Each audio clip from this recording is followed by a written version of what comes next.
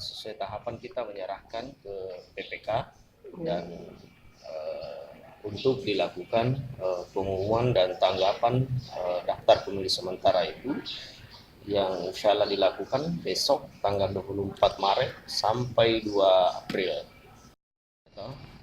Sesuai tahapan kita menyerahkan ke PPK dan untuk dilakukan pengumuman dan tanggapan daftar pemilih sementara itu yang insya Allah dilakukan besok tanggal 24 Maret sampai 2 April.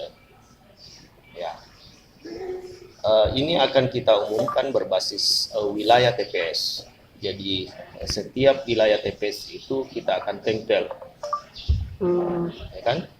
Harapan kami ke depan bagaimana masyarakat di wilayah TPS itu kalau toh memang di dalam daftar pemilih sementara itu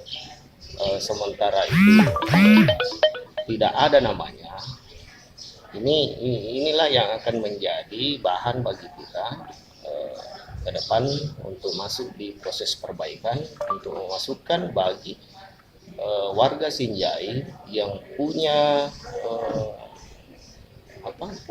KTP atau suket tidak terdaftar di daftar pemilih sementara, sehingga di proses perbaikan itu kita akan masukkan kalau dia sudah memenuhi syarat untuk menjadi pemilih. Nah, syarat untuk jadi pemilih kan harus memiliki surat keterangan dan atau KTP elektronik. Minimal dia sudah melakukan perekaman. Nah, itu tujuan kita. Sehingga ke depan ini semua warga Sinjai yang memenuhi syarat untuk memilih, terakomodir tidak akomodir. Untuk daftar pemilih sementaranya jumlahnya berapa? 175.545.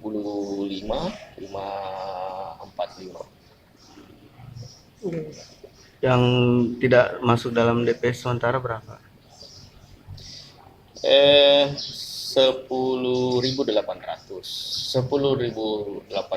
itu kan tetap kita masukkan.